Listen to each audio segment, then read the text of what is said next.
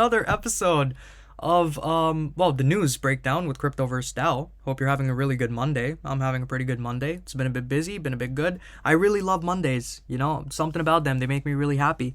So I'm going to launch into the news in a really high energy, ecstatic fashion today.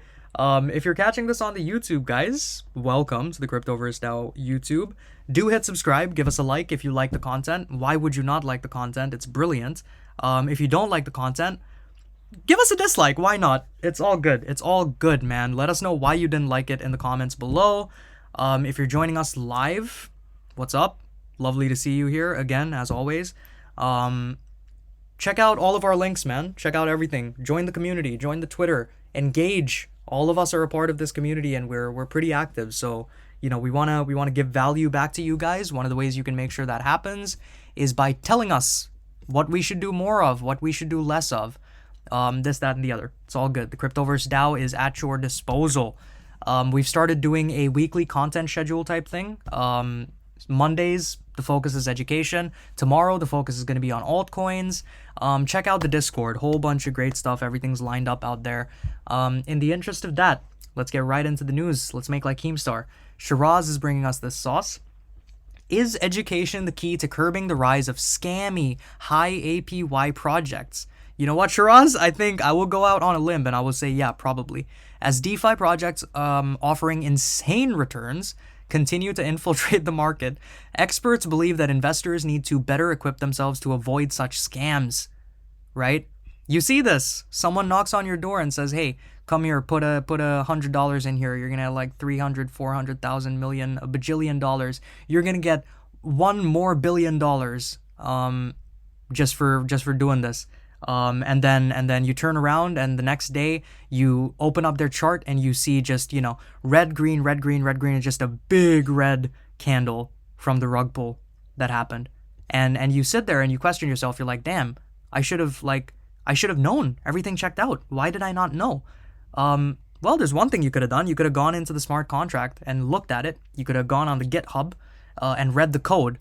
But if you don't have the education to know what the code means, it's just lines of text that doesn't make any friggin' sense at all.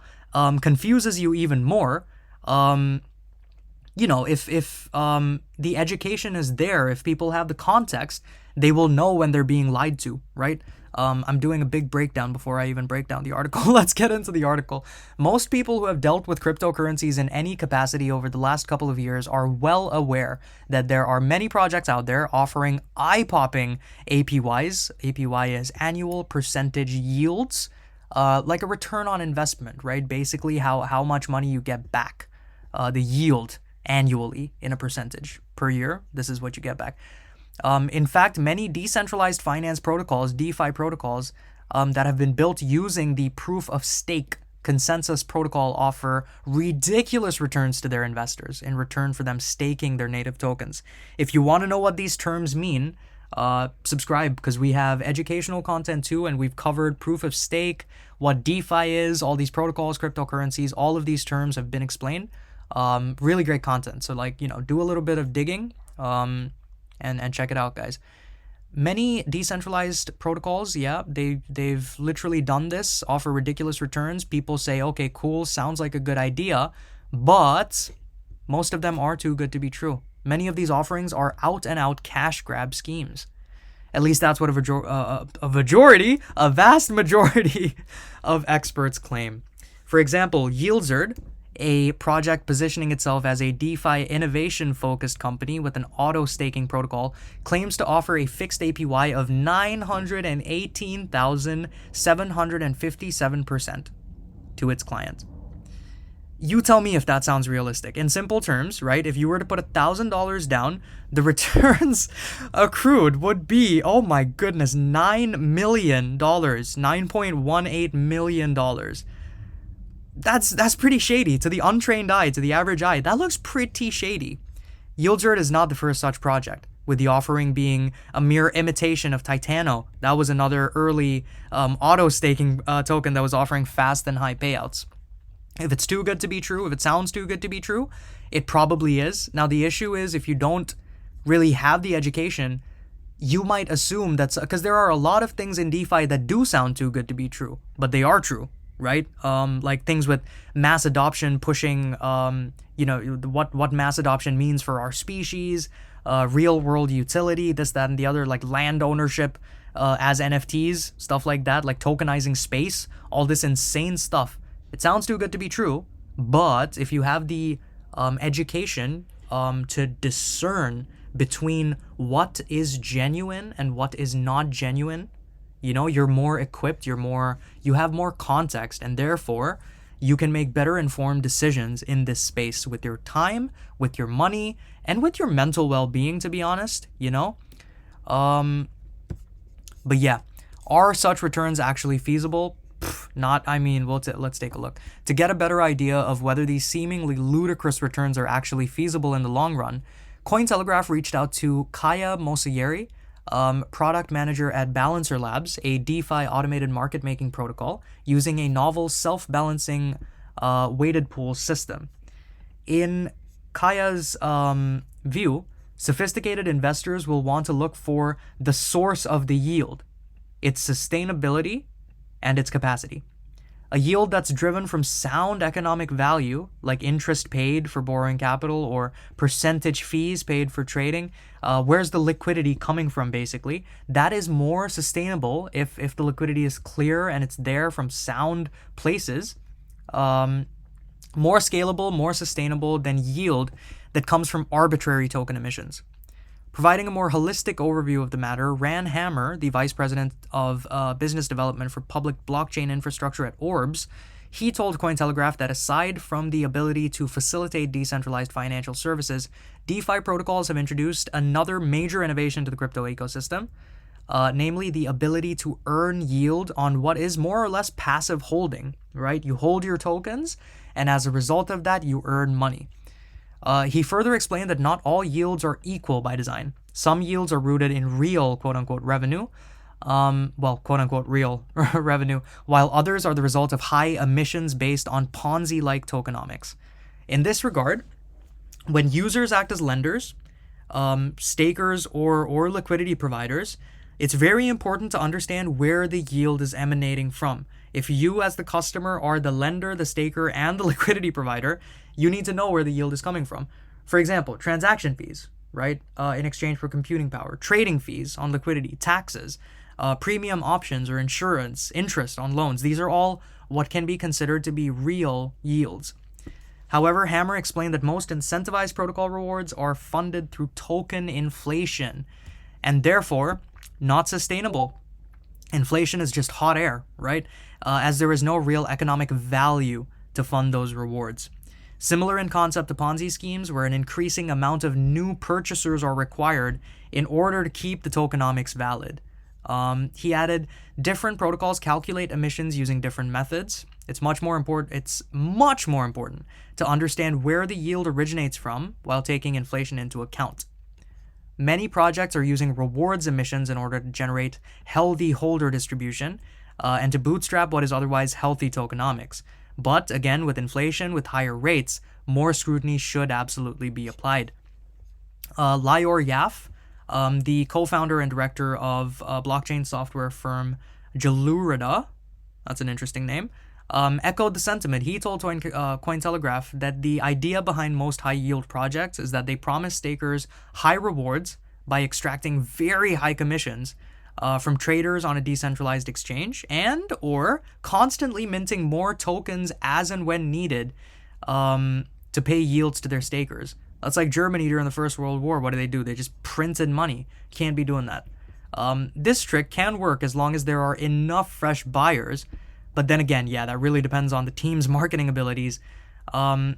However, at some point, there is not enough demand for the token. It's not sustainable. It's not scalable. It's something that we've talked about a billion times. We literally say, your project, a good idea needs to be scalable. It needs to be able to, your business idea should function perfectly if you have one customer, if you have 100 customers, if you have 1,000, 1,000,000, 1,000,000,000,000 customers. It should be fully scalable. It shouldn't be dependent on the users themselves to do this, that, and the other.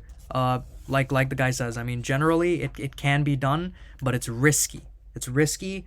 and it's not truly scalable.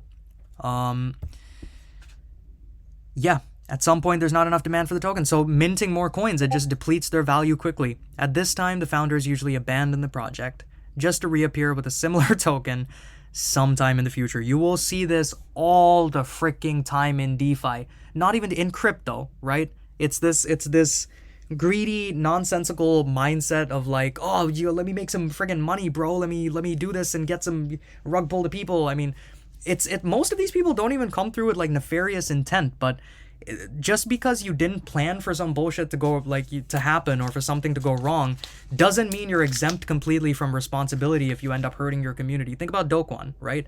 I mean, whether or not it was intentional or this, that, and the other, people still got hurt, and that wouldn't have happened if the project had literally taken more care. If the kind of model, the system itself is able to hold water on its own without a reliance on things that are subject to change, that's a project that you want to get in on, right? Not a project that's like, you could get this, but in order to do it, you have to do this, and then, you have to get 10 other people to do this, and then this guy does this, and you have this and that. Like, it doesn't make sense, right? It smells a bit shady, and education is supremely important, because the reason all of these people are able to get away with this nonsense and come back later, under a different name or whatever, with another fork, which is the same thing but slightly different, with a new paint, new coat of paint slapped on. It's because people don't know, people don't understand that if how these systems work. People don't know that the importance of a fully doxed team. People don't know the importance of transparent code that is on GitHub that you can just look at, scroll through. People don't know how to read or interpret that code once they go on GitHub and find it, right? But with education, all of that will change. It's not easy to pull the wool over someone's eyes when they're wearing a graduation cap from a university, right? Because the wool just doesn't fit. So think of that example. That's kind of like a good way to look at it. Narek Gevorgian, CEO of cryptocurrency portfolio management and DeFi wallet app CoinStats, told Cointelegraph that billions of dollars are being pilfered from investors every year, primarily because they fall prey to these kinds of high APY traps, literally. He went on to add, I mean, it is fairly obvious that there is no way projects can offer such high APYs for extended durations. I've seen a lot of projects offering unrealistic interest rates, some well beyond 100%, some with 1,000% APY. Investors see big numbers, but, they often overlook the loopholes and accompanying risks. He elaborated that first and foremost, investors need to realize that most returns are paid in cryptocurrencies. Most cryptocurrencies are volatile.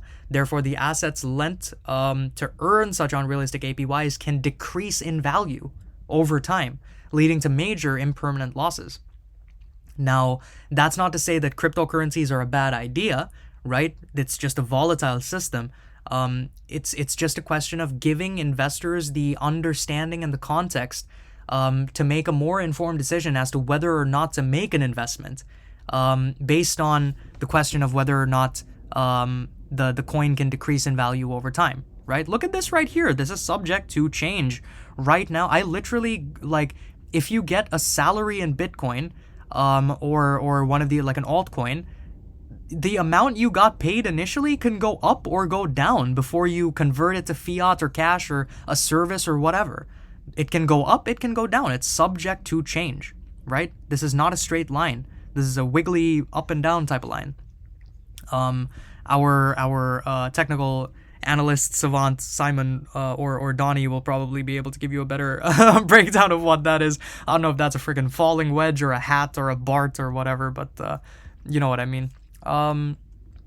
He also further noted that in some cases, when a person stakes their crypto and the blockchain is making use of an inflation model, it's fine to receive APYs, but when it comes to really high yields, investors do have to exercise extreme caution, right? There's a limit to what a project can offer to its investors.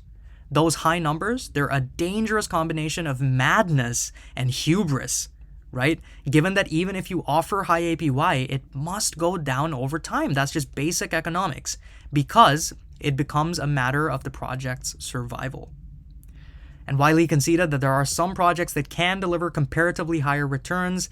Any offering advertising fixed or high APYs for extended durations should be viewed with a degree of suspicion or caution, right?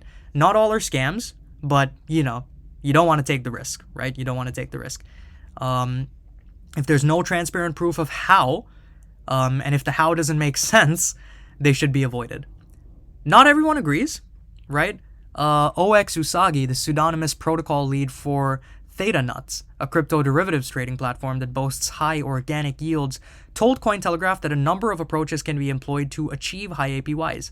It does happen. You do see like 8,000 X's, 10,000 X's, right? It does happen on certain projects. He stated that token yields are generally calculated by distributing tokens pro rata to users based on the amount of liquidity provided in the project tracked against an epoch. It would be unfair, he says, to call this mechanism a scam. It should be seen more as a customer acquisition tool. Interesting.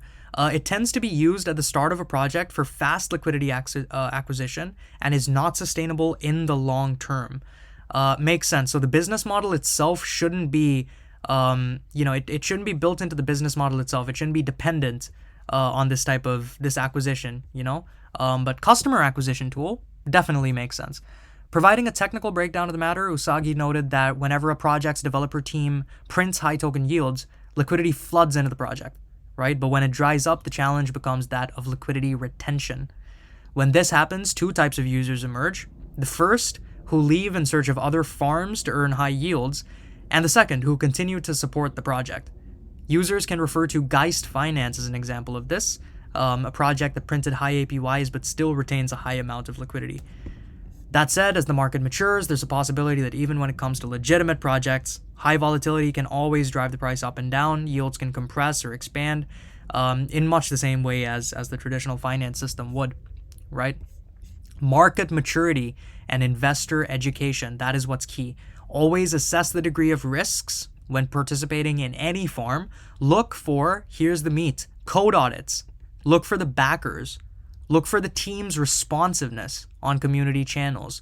Take a look at all of this information and use that to evaluate the safety and the pedigree of the project.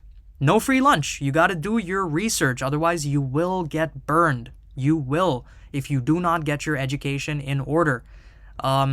Zach Gall, he's the EOS Network Foundation VP of Communications. He believes that anytime an investor comes across eye-popping APRs, they should merely be viewed as a marketing gimmick to attract new users. Interesting.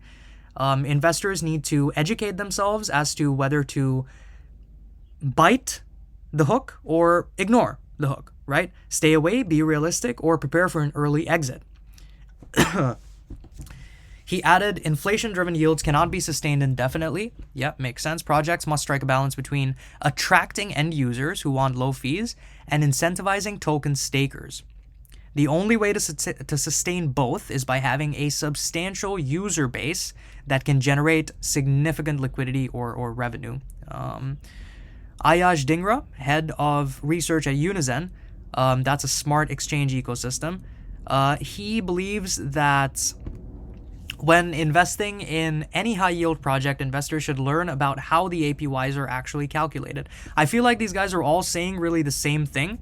Do your own research. There's a reason that we hammer on and on about it in the DeFi world. It's because it's supremely important, right? We've covered trading and risk management, I think, as a part of the trading guide. So go through the Cryptoverse DAO educational content and give it a listen, give that video a view, look at it and see what you can learn from it, because we go through a lot of fantastic information. And literally, this is how you provide that security to yourself, to kind of safeguard yourself from the risk of being burned, because otherwise it will happen, right? The future is being driven by DeFi-centric platforms. I'm sure people are feeling the mass adoption push right now. My mother talks about Bitcoin every now and then. Like, she used to not know what that word meant, right? And now I hear Bitcoin every now and then. People are going to start training their staff in Bitcoin. We're literally, like, there's companies that do DeFi integration, Web3 integration, blockchain implementation. It's a big push. Now, you don't want to be pushed into this space and not be ready. The push is coming, right? It's literally coming. It's like the new smartphones, the new internet. So you don't want to be pushed into a space and be left scrambling, not knowing what to do, how to do it, and the world has moved on. You want to be a early adopter. You want to know what you're doing. You want all the information, and you want to make informed, strong, useful decisions in this space. And that brings us to the end of this specific article.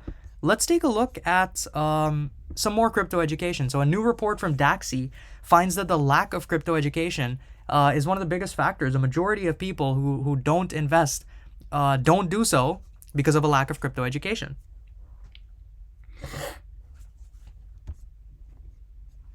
So the world's leading crypto wealth platform released a comprehensive report titled The State of Crypto Education 2022. That's what you see over here.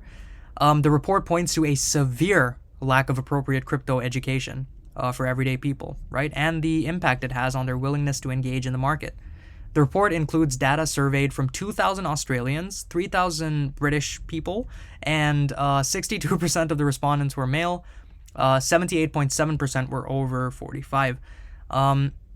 Several trends, right? One was the changing attitudes to traditional wealth building investments. 33% reported that they were either dissatisfied or very dissatisfied with conventional assets.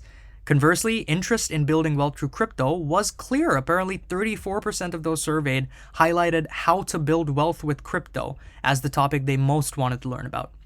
Growing shift in focus away from traditional assets and towards digital assets, such as crypto.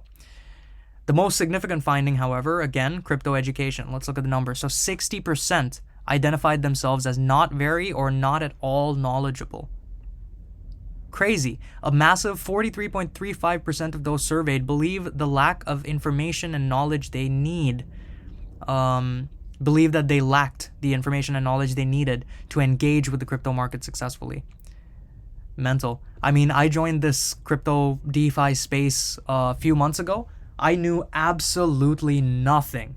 I knew nothing. I was living in a different city, guys, and I was like, I remember there was this guy I was friends with, and he had to help me set up a Coinbase and buy like a piece of an Ethereum, and I didn't know jack shit about anything, literally. And now I'm literally working on projects, and like I'm learning Solidity and learning this and teaching Solidity, teaching mass adoption, you know, all of this stuff. Like it's not an impossible task. It's not a huge mountain, right? The information is, the problem is that the information is not out there in a really accessible and easy way. That is what the Cryptoverse DAO is trying to resolve, you know? We're trying to bring you this easy to understand knowledge, this education, completely free, to push that mass adoption, because we do believe that if this changes, mass adoption will happen. People just need the education. All these people that get burned by shitcoins and projects, people that get that don't diversify their portfolios well, people that don't do risk management and therefore get burned by investments, people that don't invest at all and miss out on being millionaires. Like, the reason that this is happening is because people don't know what to do. And it's very simple stuff. It's very simple stuff. So check out the educational content that we do in addition to the news breakdowns and the technical analyses. It's all free. It's all there for you, you know, and tell us what we can do to make this information clearer. If there's more things you want us to cover, let us know in a comment below. You know, join the Discord, DM one of the mods, let us know what it is that you want. And we will make it happen because we care about the community. We want to bring you this knowledge and this education so that you are better equipped, so that you are not one of these 60% that are not very or not at all knowledgeable about Bitcoin and blockchain, and therefore you hold yourself back from changing your life. And you know, there's just so much out there. It's a whole new world. It literally is. And people are missing out because the education is not there. Very interesting report, to be honest. I would say check out the stream resources. This will all be in there. It's believed that the next wave of crypto buyers will have an average age of 44. Cool. Lack of education aimed at retail investors. Main reason investors don't invest in crypto assets. That's just, it's so much that plays into so much, man. Look at these prices up here. When you see investors coming in, the price will go up. The demand goes up, right? Supply goes down, demand goes up. Very simple stuff. As Bitcoin, where was Cointelegraph? So as you see, right? Bitcoin's the big boy. When this goes up, everything else goes up, man. So all of these products, the whole world will get richer, happier, and better, and faster, and more efficient, and blockchain will be implemented everywhere if the education happens. This is the one thing that we can do right now collectively as a species, is educate each other and push this education front. You know, it's very important. This front is very important. It needs to be pushed. Crypto platforms that prioritize education while making it easy and fun for anyone to learn will give people a better chance at building their crypto wealth. That sounds like a group that I have heard of. Cryptoverse DAO. Anybody? Yeah, 100%. Follow the links below. Join us. Get to know us. We're cool people. The research illustrates that despite the burgeoning interest in crypto assets across the globe, very little structured education. In the future, a healthier market will require better education. Absolutely, I agree. Very important, very important. We're going to continue to work on this education push here at the Cryptoverse DAO, and we would urge you, implore you, to begin educating yourself in any form that you can. We have resources ready for you right now. So join the Discord, get on it, because join the Discord and get on it because it is vastly important, right? Let's move on to the next article. Again, why children around the world need crypto education. In the interest of time, I'll go through this as quickly as I possibly can.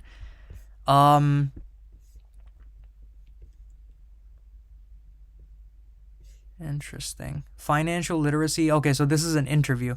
Savings, not much, but what we have, I kept in a Quran under our mattress. The woman crumpled slightly as if a weight had suddenly been placed on her tiny frame. Once a robber came to our house. The Quran, gone. Our money, gone. Oh, poor woman. This was the sort of story we heard over and over as we, a well-heeled group of consultants from abroad, traveled through Indonesia, seeking to understand. Cool.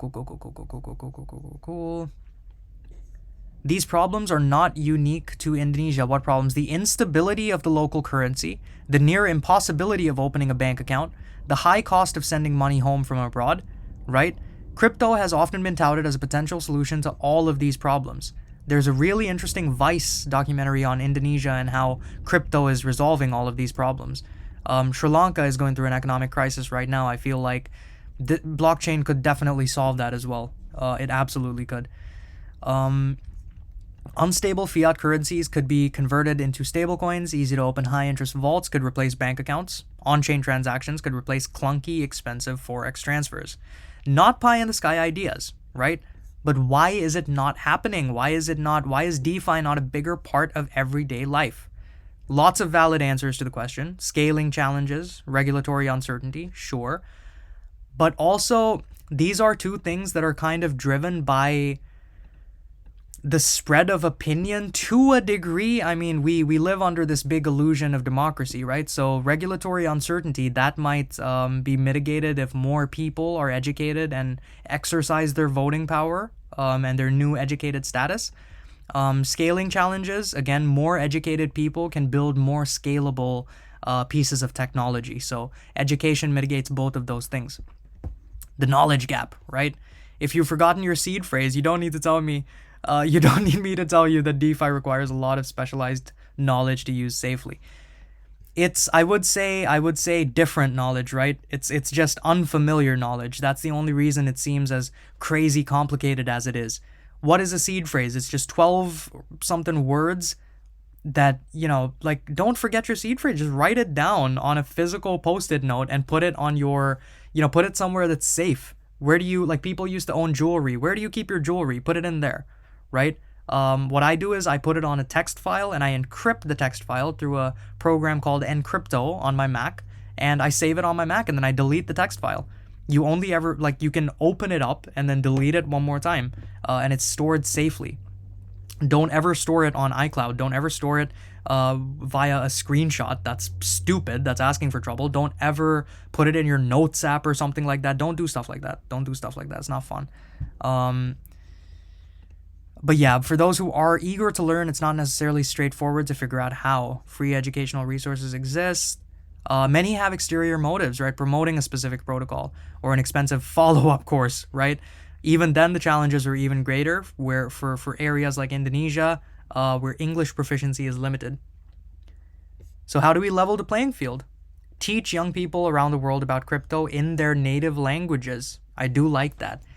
An NGO in the Netherlands called Aflatoon International donated 967,000 USD. Oh no, Orca. The company Orca, right.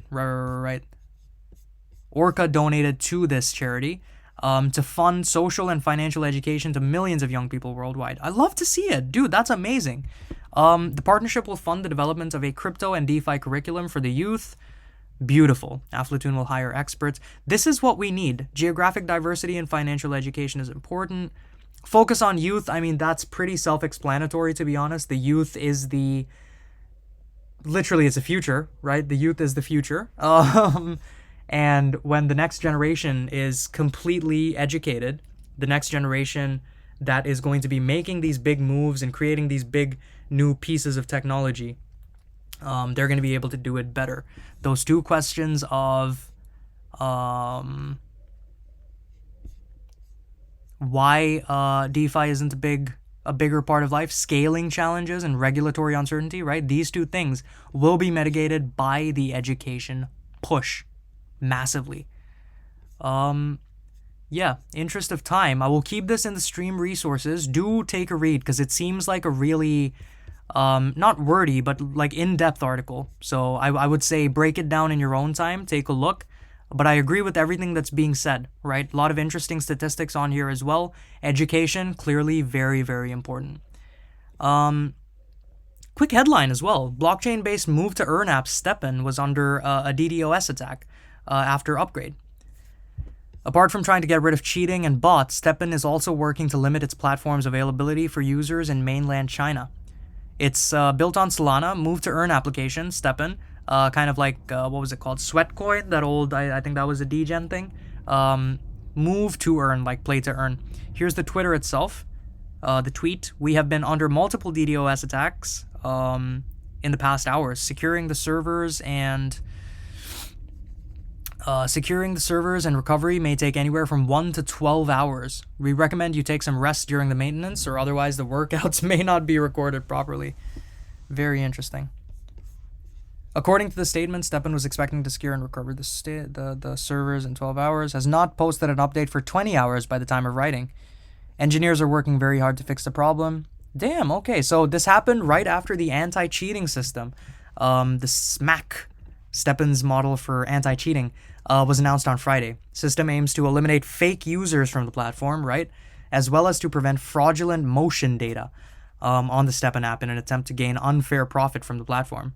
Nice, glad they're mitigating this. SMAC system specifically targets the movement simulation by amending real walking running data, thanks to our machine learning algorithm. Interesting.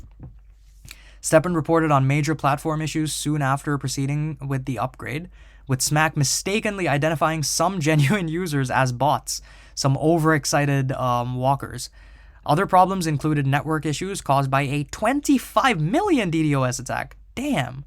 As well as the temporary inability to track any bots on the platform. That's a bit of a shame, but we'll have to wait and see. We'll follow the story as we normally do to see how things unfold and what this ends up looking like, what the STEPN recovery is, I suppose.